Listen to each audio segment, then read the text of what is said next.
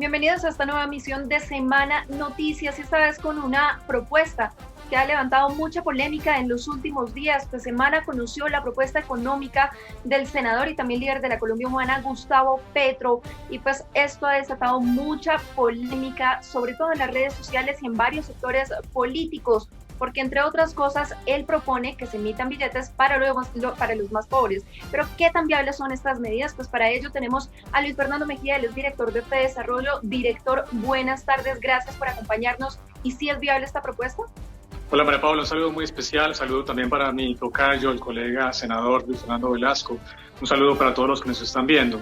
Pues a ver, hay varias partes de la propuesta económica que ha planteado el fin de semana el senador Gustavo Petro.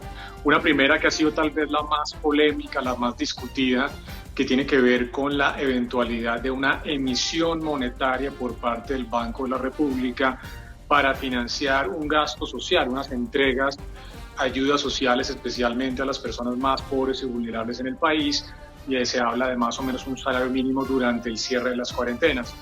Lo primero que quisiera comentar frente a esta propuesta es que esta propuesta realmente no es nueva.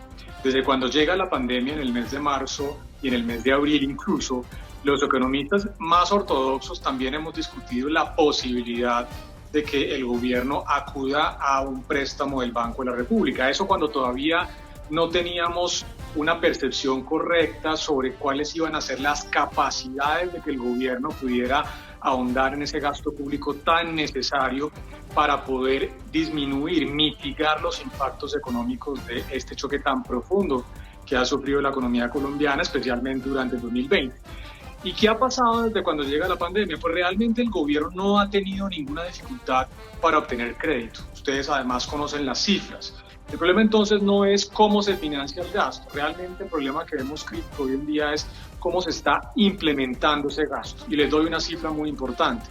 Las cifras del Fondo de Emergencias, esos casi 30 billones de pesos que se apropiaron para gastos en salud, subsidios a las empresas, subsidios a los hogares, todavía no se han ejecutado plenamente. Nosotros estimamos que la ejecución de esos 30 billones está por el orden del 75%.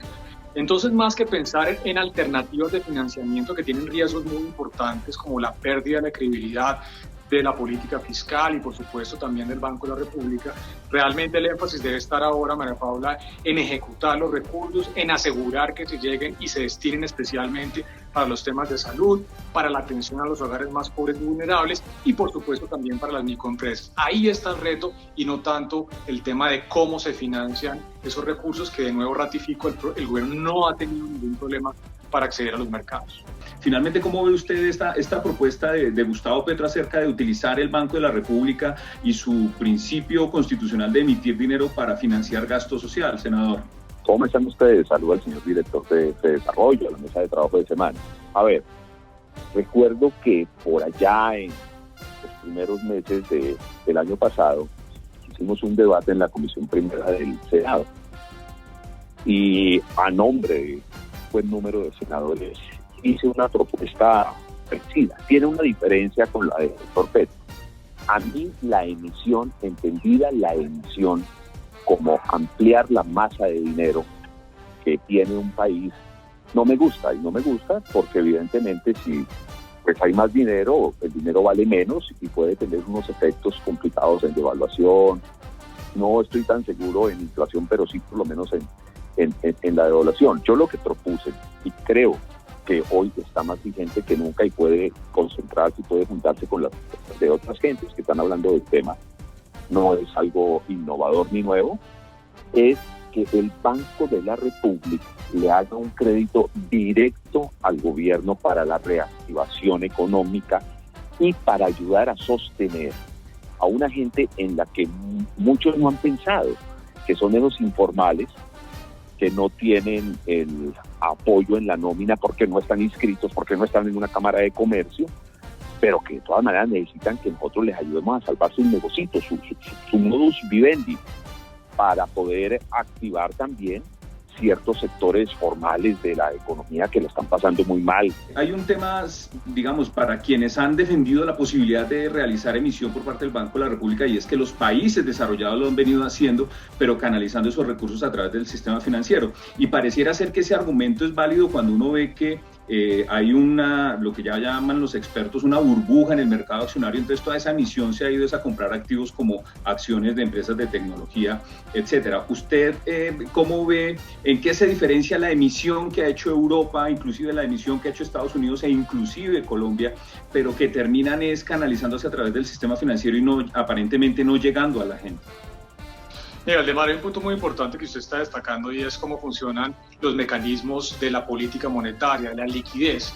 Realmente en la gran mayoría de casos, incluyendo por ejemplo Estados Unidos y la zona de euro, lo que ha venido pasando son compras de activos, no solamente de deuda pública, sino también especialmente de deuda privada, que también fue el caso de Colombia, en donde por primera vez en la historia reciente de nuestro país, el Banco de la República admitió como un mecanismo de liquidez compras de títulos de deuda privada. Entonces no son simplemente emisiones a título gratuito de dinero que hace el Banco de la República y otros bancos a nivel mundial, sino de nuevo son compras de títulos de deuda, ya sea pública o privada. El único caso en la crisis reciente que hemos venido viendo, en donde ha habido un crédito directo, una emisión monetaria del Banco Central al gobierno, ha sido el Reino Unido de manera muy transitoria.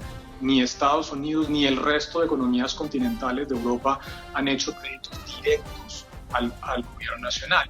¿Y por qué? Porque típicamente cuando se hace eso hay un riesgo muy importante de la pérdida de la credibilidad de la política fiscal. El crédito del gobierno al gobierno por parte del Banco de la República, de cualquier banco central, debe ser utilizado como un mecanismo de última instancia cuando se cierran las puertas de los mercados domésticos, de los mercados internacionales. Ahora, ¿esto por qué la gente diría, bueno, eso por qué me afecta a mí? Cuando se pierde de nuevo la credibilidad de la política fiscal, se cierran los mercados internacionales, se suben las tasas de interés, hay que acudir a emisión y eso genera procesos inflacionarios que terminan especialmente afectando a las personas más pobres y vulnerables.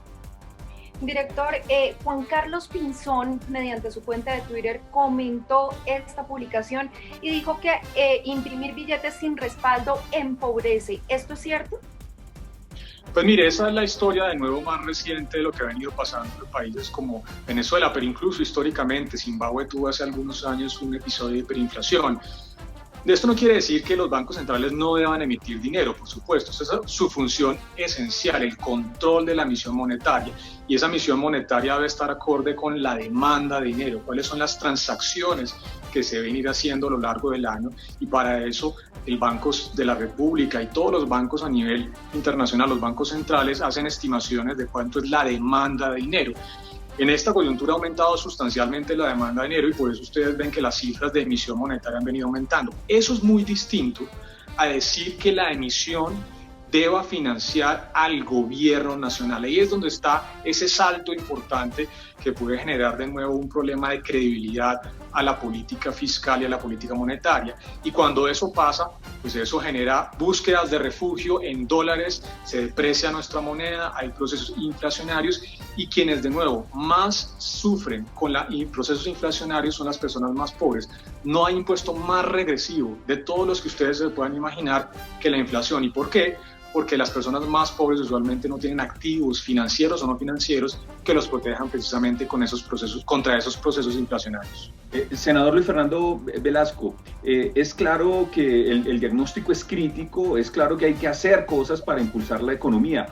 Si usted ve difícil, le pregunto si ve difícil que desde el Senado se impulse el tema de la emisión y llegar a feliz término con esa iniciativa, porque pues es fundamentalmente iniciativa del gobierno pedir el crédito y que el Banco de la República se lo dé, es decir, el Senado no tiene nada. Entonces, ¿cuál es el papel del Senado en el proceso de reactivación? ¿Qué están pensando ustedes en el Congreso y en el Legislativo para ayudar en el proceso de reactivación si se descarta de tajo la posibilidad de realizar emisión?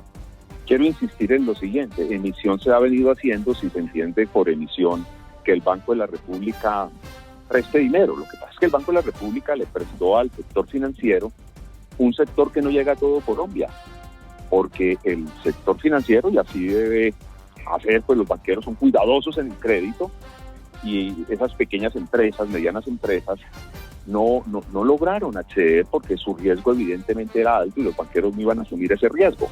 Por eso estamos diciendo, préstele, más que emitir, préstele al gobierno. Y en esto estoy completamente de acuerdo con el doctor Mejía. El gobierno tiene que buscar unos mecanismos muy rápidos y ágiles para ejecutar, porque plata ha tenido. Le ha faltado es capacidad de ejecución. Y entonces, ¿cómo se puede hacer ahí? Entonces, tener listo unas medidas de choque para ayudar y subirle el ingreso a los más pobres que la están pasando más duro, que evidentemente la están pasando muy duro, para ayudar a salvar negocios. Una de esas salidas que no necesitan ni ley, ni reforma política, ni nada, sino una buena negociación con la Junta Directiva del Banco de la República, es que este Banco de la República, de los recursos de reservas internacionales, le preste una plata al gobierno, y el gobierno, ahí sí podemos crear nosotros el instrumento legal, una ley que diga cómo vamos a atender esa obligación, que seamos responsables, que la atendamos 15, 20 años, el tiempo que se pacte, y a los intereses que se pacten, para no comernos las reservas, pero sí utilizar parte de esas reservas en un momento de crisis. Es increíble que nosotros no podamos utilizar una plata que tenemos en bancos norteamericanos cuando la estamos necesitando es acá en Colombia, prestada del propio gobierno, y vamos a devolver esa plata. Al senador Velasco y también al director de Fedesarrollo, Luis Fernando Mejía, muchas gracias por acompañarnos, y a todos ustedes que se conectaron con nosotros a través de todas nuestras redes sociales. Los invitamos para que sigan conectados porque tenemos más información para todos ustedes. Esta propuesta del senador Gustavo Petro quedará sobre la mesa, al ladito también de la que ya hizo Sergio Fajardo y también Álvaro Uribe Vélez. Que tengan un buen día.